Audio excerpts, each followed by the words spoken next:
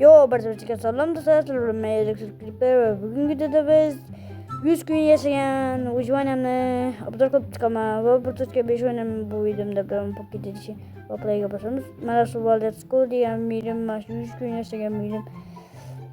Hop, kreatifga o'tirib obzor qilaman. Play.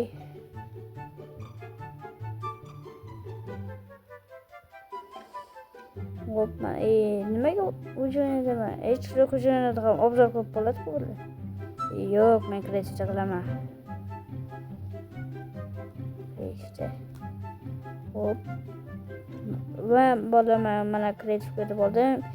Sen nima qilib yursan, pacha? Bak.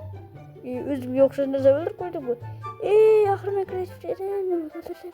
Quron bo'lmasin.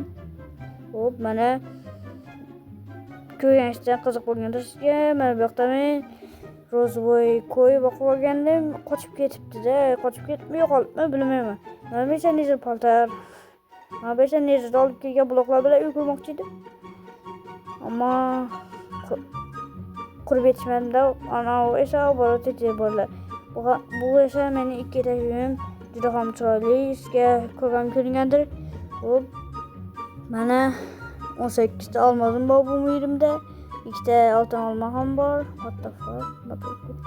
Hop, mana 18 olmazni men itdaydim va 2 ta staknelarim bor. Sandıkta mana bu do'stimning sandığı edi. Do'stim birinchi o'ynab boshlaganimda kirgandi va shundan beri kirmayib, shunga sandık bo'sh turibdi bolalar. Nimaga deb o'ylamanglar. Knopkada tepaga chiqamiz. Mana bu ikkinchi sandıqlarimiz esa mana bu nezada olib kelgan narsalar hammasi nezada emasda. Mana bu esa mana shu uyning materiallarini solib qo'yaverdim. Nima qilishni bilmay. Bu yoqda esa hech narsa yo'q. Agar ko'p narsa bo'lsa solib qo'yaman dedim-da. Pastga tushamiz. Hop. Va bay bay, bu video shulardan iborat edi bolalar. Mana mening 100 kun yashab qolgan Ujvanam bolalar. Mana bu yoqda 5 marta gripper portlatdim. Ya'ni 4 marta. Hop. Hop bolalar, videoga like bosib, kanalga obuna bo'linglar. Bu juda ham muhim bolalar. Bye bye bro. Bye bye.